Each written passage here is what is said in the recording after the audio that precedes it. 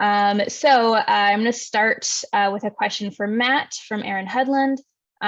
So in what situations do you think it's better for the robot to adapt to the human, and when is it better for the human to learn how to teach the robot better? Yeah, that's a good question. Short answer is I have no idea. Maybe some other people here have better ideas than I do. I guess I would say if it's going to be a longer term interaction, so you've got a human and a robot that are teaming together for a longer period of time, I think then it's probably worth really investing in adaptation for both directions, to really get that highest team performance as possible.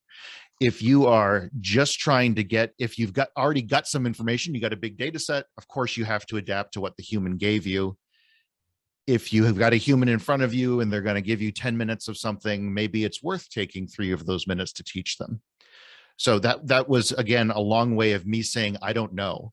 I'd love to hear what other people think when the algorithm should adapt to the human or the human should adapt to the algorithm. Yeah, I mean, I can maybe just add a quick comment on this. I mean, ideally, of course, I would not want us to have to adapt to the robot, but practically speaking, this is what's been happening all along, right? Because we're just not at a point where robots have the ability to use natural language in exactly the way. Now, people are getting trained by all these virtual agents, you know, Alexa and Cortana and so forth, on how to talk to them, which has also really weird effects that people really change their language and their politeness and everything else, right? That's another thing we really don't want. Rather than having, I mean, and it's clear that people automatically adapt in certain ways to other speakers, you know, human speakers doing dialogue. So those kinds of adaptation, changes and ways to adapt are fine. I think the problem is really when you have to use very unnatural language, you know, a very unnatural interactions to teach with the robot. We don't want that. If I could ask a follow-up, like I think some people are really bad at teaching. You know, people have to go to school to teach. Even training my dog, I had to go to a whole training class because I thought I knew what I was doing and then it wasn't working. And so I'm just curious on kind of the benefits of at least giving people like a crash course on how to teach if people are really bad at it. You mean specifically to teach robots? I mean, specifically in this context, robots, yes. Yeah.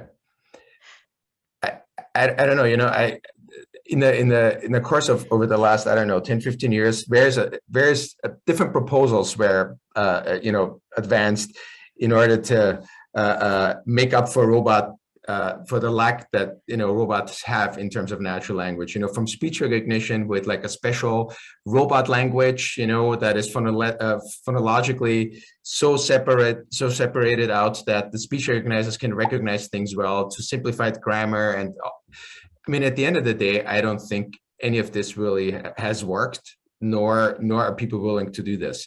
I also don't think that people are willing to go through a crash course on how to teach. Unfortunately, you know, that's sort of my experience. We have done experiments where we give people instructions precisely. This is what you can say to the robot, exactly this way. You'd be very surprised. They know this, and after 2 minutes into the experiment, it's all forgotten. We tell them the robot understands 5 instructions of this sort, and they start, you know, freewheeling. We tell them the robot does not understand anything about politeness. They ask please and thank you. And I mean, people don't want to do any of this, I think. That's the problem. So we have to do it on the AI side. I may have a slightly different take on it. I think learners almost naturally teach their teachers on what they know and don't know, right? So that's, I think, a very natural and integral part of human teaching. If you're interacting with a child, you would very quickly know where their knowledge fails and what kinds of things they're competent at. And I think robots need to get good at that, right? Communicating the boundaries of their competence.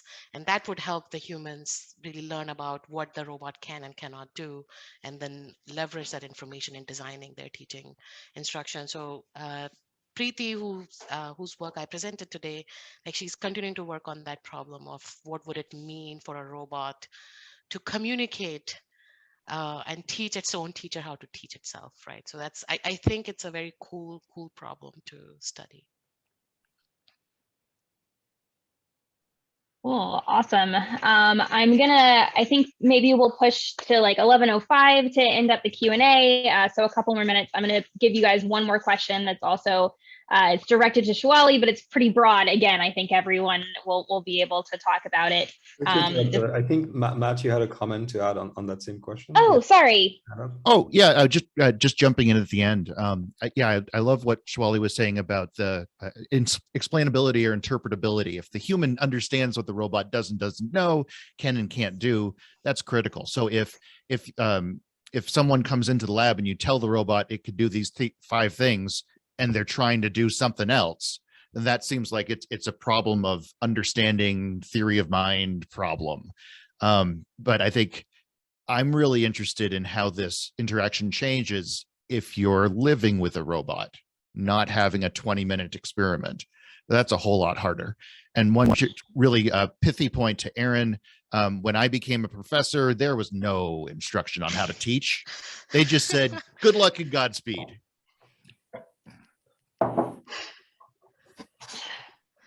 Awesome. All right, I'm going to give one more general question, and then maybe the questions we got that were more specific to individual speakers, if the speakers wouldn't mind answering them in the chat, I will repost them in the chat so that they're at the top of the list, so that you can see them. So one more of the general questions from Emmanuel sent for, I think for Shiwali, but in general, would humans want to teach other humans and robots in the same way? He says, I would probably be less patient with a robot than with a human. Right. Great question. I agree with the sentiment of the question. So I don't think that humans would like to teach robots in the exact same way as they would teach humans. And I think that's correct. Like, that's going to be a difference. What I was trying to get at with my talk, and where Preeti is going, is saying that there's structure in human teaching, right? So if we can exploit that structure, it then becomes more natural for the human to provide information that the robot can use correctly. So this goes back to Matthias's point that we want to make this interaction as natural as possible for the human teacher. And the more we can leverage how humans naturally teach, the better, or the hypothesis is the better they would be able to teach robots. But the question is definitely up for further experimentation and study.